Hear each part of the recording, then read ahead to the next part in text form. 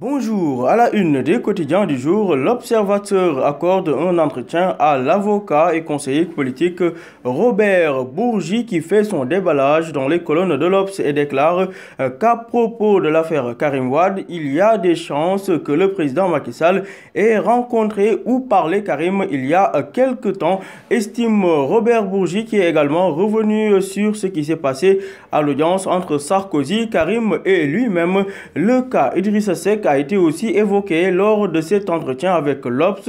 Robert Bourgi est catégorique à propos d'Idrissa Seck, précisant que c'est un homme du passé et qu'il est dans l'erreur et qu'il devrait se diriger vers un échec à la présidentielle. Robert Bourgi, toujours en mode déballage, a révélé que Khalifa Sall serait un adversaire plus conséquent pour le président Macky Sall que Karim et Idrissa Seck, tout en rajoutant qu'il ne voit pas Macky Sall être battu en 2019, entre autres sujets sur lesquels Robert Bourgi s'est prononcé dans cet entretien accordé à l'Obs. À la page 11 de l'Observateur, procès en appel du maire de Dakar, le procureur général annule entre guillemets le procès verbal d'enquête préliminaire, sauf pour Khalifa Sall. En effet, le procureur général Lansana Diabé souhaite la poursuite de la procédure en dépit de l'annulation exigée, nous dit l'Obs, ce qui pousse mes confrères du journal Enquête à se poser la question de savoir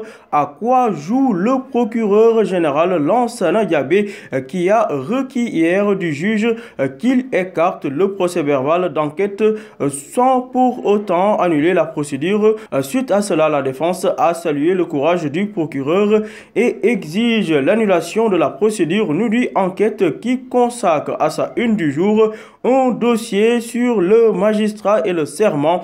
Ces procureurs rebelles, titre Enquête qui illustre cela avec les portraits des procureurs Ousmane Diagne, Ibrahim Ndoye et Alioune Ndao. D'après Enquête, il est des juges et procureurs qui, dans la conduite de certains dossiers, ont eu des comportements irréprochables. Dans ce lot, on peut retrouver Ibrahim Ndoye dans l'affaire Cheikh Béthio et celui des chantiers de Thiès, ou encore Cheikh Diakhoumpa dans l'affaire Farbangom, Ousmane Diagne dans les affaires Yanamar et Aïda Ndong. Dossier à lire, pages 6 et 7 de Enquête. À la une du journal LAS, Macky Sall savonne les apéristes de Pékin suite à l'échec de la mobilisation lors de l'inauguration de l'arène nationale. Pendant ce temps, les vacances gouvernementales démarrent. Les ministres en congé à partir de ce mercredi, nous dit LAS, qui revient sur les révélations de l'imam Ndao suite à sa libération. Ce que j'ai dit à l'émissaire du président Sall, propos de l'imam à lire, page 6 de LAS. À la une du quotidien national, le Premier ministre Boun Abdallah réagit face à l'insécurité alimentaire menaçant. Boun rate sa cible, titre le quotidien, qui fait état d'une réplique mal ciblée du PM qui a déclaré que le milliard a été décaissé depuis N mois, alors que le PV de la réunion du vendredi 20 juillet le dément formellement, nous dit le quotidien. Précise le quotidien qui nous apprend que Boun Abdallah les a contactés hier pour remettre en cause l'information relayée à leur une du mardi passé.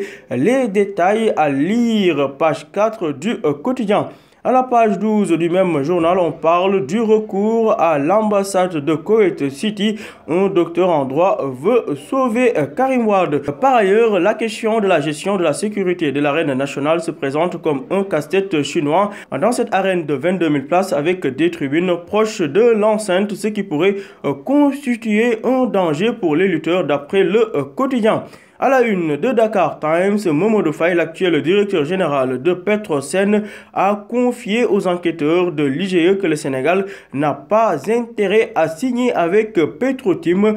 Pour cause, le DG de Petrosen révèle que le comptable de Petrosen n'a pas vu le bonus signature d'1,5 milliard de francs CFA. Mamadou Faye de rajouter que Macky Sall et Aly Ngouille Ndiaye ont signé le contrat pour Franck Timis malgré les manquements découverts par l'IGE. Les détails à lire, pages 6 et 7 de Dakar Times. La une de Libération, les contrats troublants en faveur d'AMSA Assurance suscitent des interrogations autour de 13 milliards de francs CFA. En effet, mes confrères de Libération qui se demandent comment AMSA Assurance Vie s'est vu confier des contrats qui font plus de 3 fois son chiffre d'affaires annuel total. Et puis, terrorisme présumé, 2 autres procès se préparent, révèle Libération à sa page 2. À la page 2 du quotidien, Dakar demande à Brazza d'enquêter suite au meurtre d'un Sénégalais à Pointe-Noire le 24 juillet dernier. À Saint-Louis, Amadou Diop, qui soupçonnait son épouse enceinte de 5 mois d'adultère,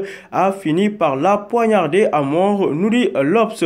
Du sport, pour finir, combat de lutte Bombardier contre Eumeu Sène. Le point de presse d'Eumeu Sène tourne au vinaigre à cause du désordre. Eumeu Sène boude son open presse, renseigne l'As et enquête. Ballon d'or 2018, Messi, Cristiano Ronaldo, Mbappé, Salah, Modric, De Bruyne, Griezmann, Hazard, Harry Kane et Varane dans le top 10. Par contre, on note les absences de Sadio Mané et Neymar de ce top 10, révèle Stade, qui nous apprend par ailleurs que dans l'athlétisme, Pape Serigne Diègne, le directeur technique national, a annoncé la retraite internationale d'Amy Sène qui arrête ainsi sa carrière. Autre sujet, Kouyaté, Diallo, Diafra Sakho ou encore Henri Saivet, ces lions dans le brouillard, titre Stade à sa une du jour. Stade qui revient également sur le bilan du mondial. La fédération sénégalaise ce mercredi face à la presse, nous dit Stade. À vos journaux et bonne lecture.